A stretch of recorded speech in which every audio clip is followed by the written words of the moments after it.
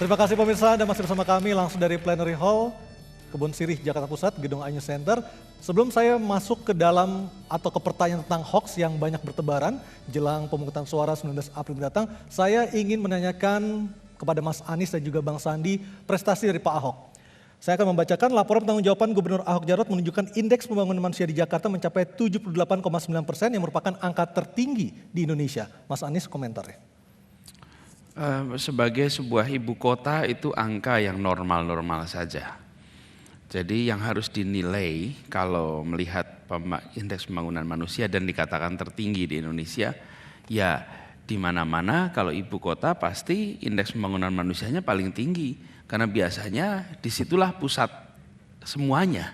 Jadi nggak aneh. Yang justru diperhatikan perubahannya. Ternyata indeks pembangunan manusia di Jakarta perubahannya termasuk paling rendah di Indonesia.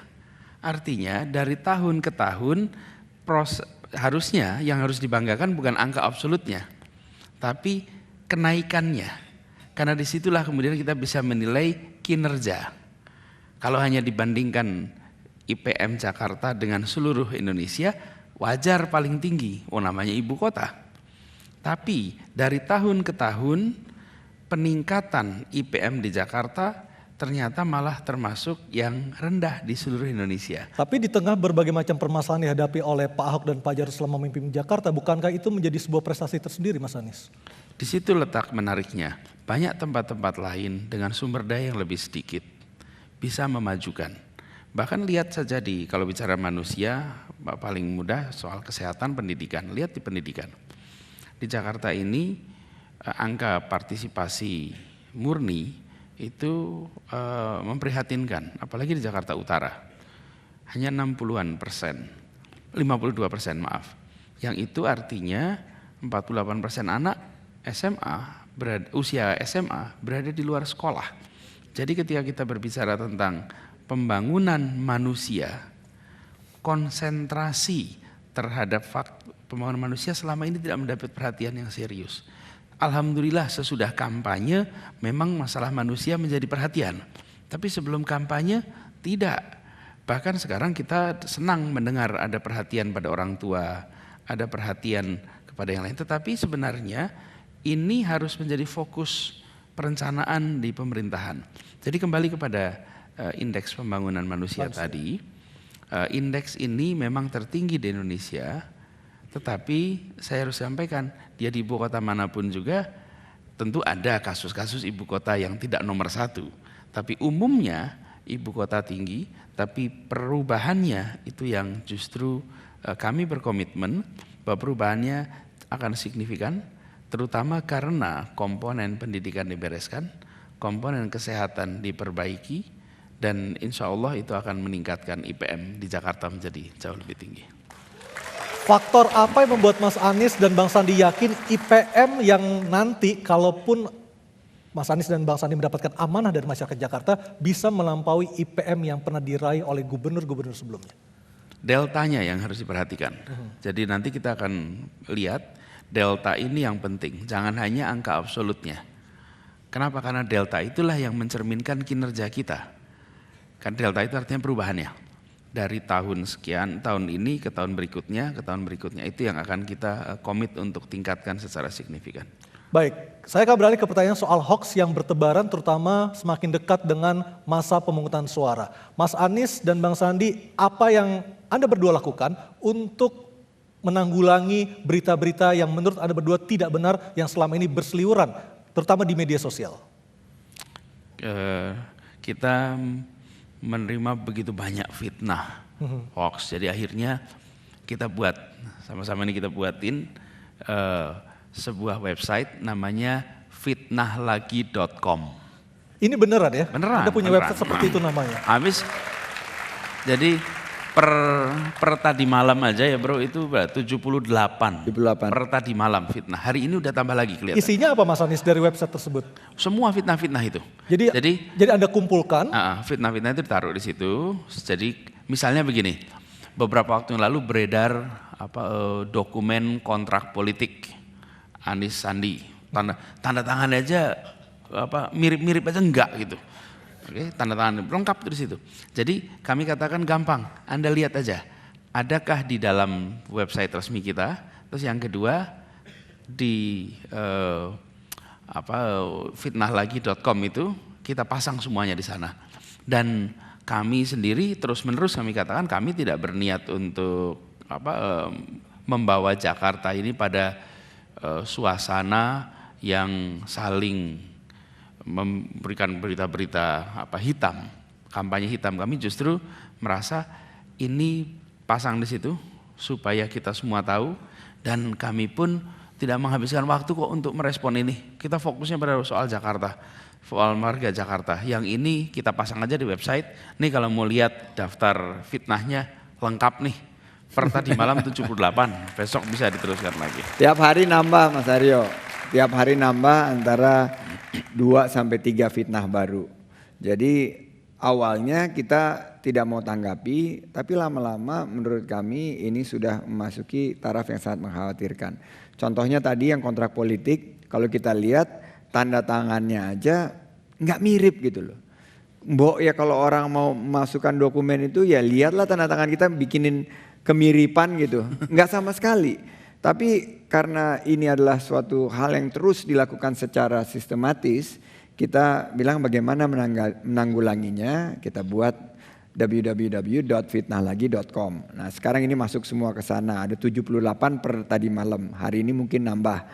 Terus juga hal-hal yang kita bilang sebagai fake news, karena banyak sekali sumber-sumber berita itu yang bohong terhadap Anies Sandi, dan ya situs-situs saya ucapkan aja di sini supaya semua tahu, gerilya politik misalnya atau say word itu menyebar berita-berita yang memecah belah kita, dan menurut kami ini bukan menampakkan demokrasi sejuk yang Indonesia mestinya miliki, demokrasi Pancasila yang saling mempersatukan, bukan saling memecah belah. Dan menurut saya hal-hal yang seperti ini udahlah, ini udah tahun 2017. Kita tunjukkan suatu perubahan. Kalau mau bicara, hantem programnya. Rumah dengan DP 0 rupiah itu menarik sekali. Sebuah pembicaraan dan akhirnya ditiru oleh pasangan toko sebelah. Karena sangat bagus. Sangat bagus. Kemarin mereka launching. Berarti diskusi kita itu sangat baik, konstruktif. Dan akhirnya karena dirasakan perlu, akhirnya di launching program yang serupa. Enggak apa-apa, yang penting buat rakyat. Kita harus ikhlas, ini bukan program Anies Sandi, tapi ini program milik masyarakat. Baik, Mas Henry, seberapa besar pengaruh hoax terhadap elektabilitas Anies dan Sandi? Gini, ada 2 kategori jurnal yang beredar di dunia internasional menanggapi hoax. Yang pertama adalah there is no bad publicity in politics. Gitu ya. Jadi tidak ada publisitas yang buruk di politik.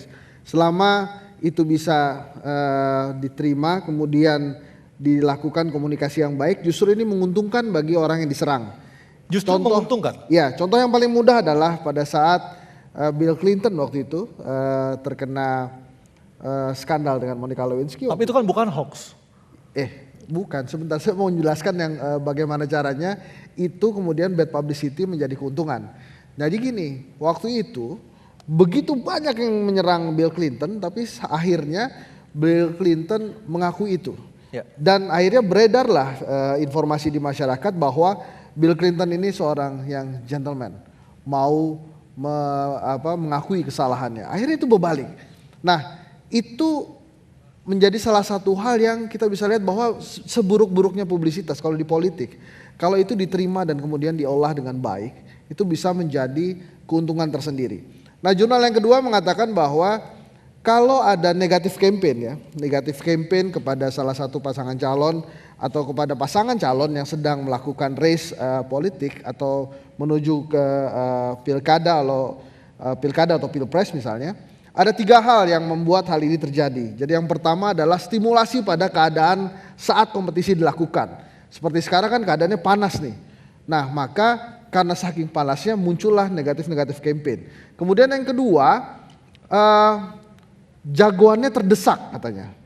Jadi yang melakukan negatif campaign ini mengakui atau menyadari bahwa jagoannya terdesak. Gitu ya. Jadi saya nggak mau ngomong siapa yang lagi terdesak nih. Kemudian yang ketiga, ada persepsi bahwa jagoannya akan kalah. Jadi dia sudah menghitung tuh, oh ini kelihatannya jagoan saya akan kalah.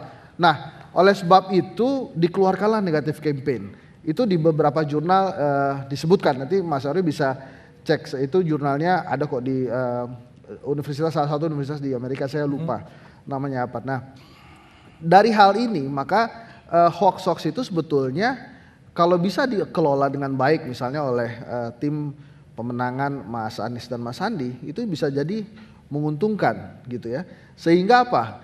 Ada kesempatan sebetulnya untuk Mas Anies dan Mas Sandi untuk menjelaskan. Misalnya contoh, hoax tentang Perda Syariah atau Jakarta Bersyariah. Yang tadi baru saja dijelaskan bahwa lah itu tanda tangannya bukan tanda tangan saya. Sehingga apa? Orang yang mendengarkan, oh ternyata bukan ya. Ternyata mereka difitnah lah. Timbullah rasa empati mungkin kepada Mas Anies dan Mas Sandi. Justru hal-hal seperti ini nggak boleh didiamkan. Jadi ini adalah ruang untuk menjelaskan ke publik justru bahwa ini fitnah, gitu ya. Nah, negatif campaign ini memang di beberapa case diperbolehkan karena ini justru menjadi ruang publik informasi untuk mendapatkan informasi, dan itu bisa juga dijelaskan oleh si paslon yang terkena negatif campaign. Yang tidak boleh ini kan black campaign. Baik. Ini yang harus kita hindari. Saya setuju tadi Mas Sandi dan Mas Anies sudah menjelaskan bahwa sebetulnya kita tidak boleh terlalu mengagung-agungkan kebinekaan. Yang harus kita agungkan itu adalah tunggal ikanya.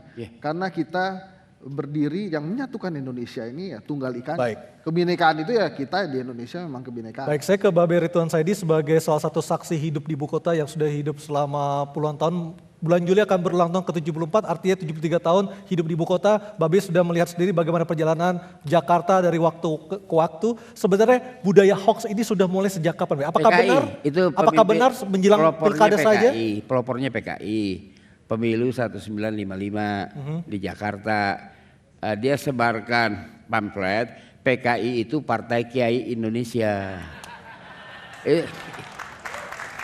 Tetap kalau kita menghadapi hal-hal yang seperti ini dilawan dengan kejujuran.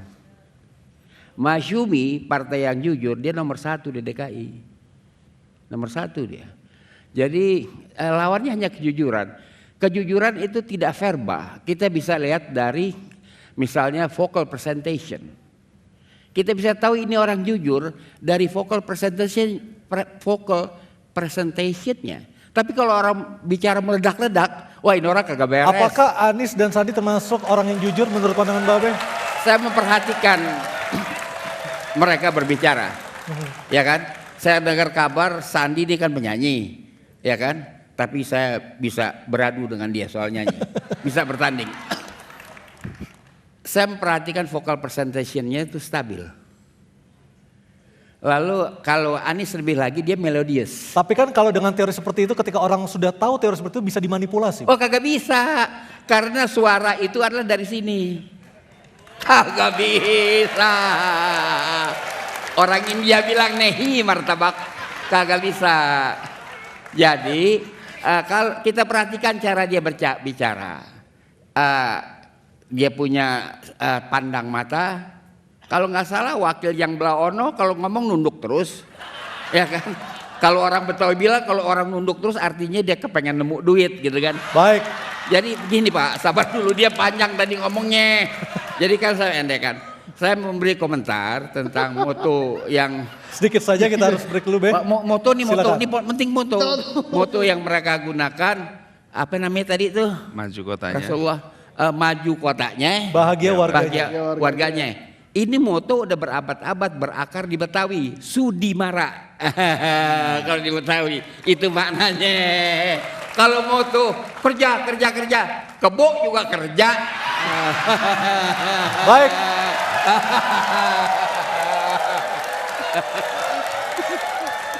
Baik, dan pemirsa, Mas Anies dan Bang Sandi punya bakat terpendam. Kami akan menampilkan bakat terpendam dari keduanya tentunya saat lagi. Tetaplah bersama kami di Menanti Jawara Jakarta.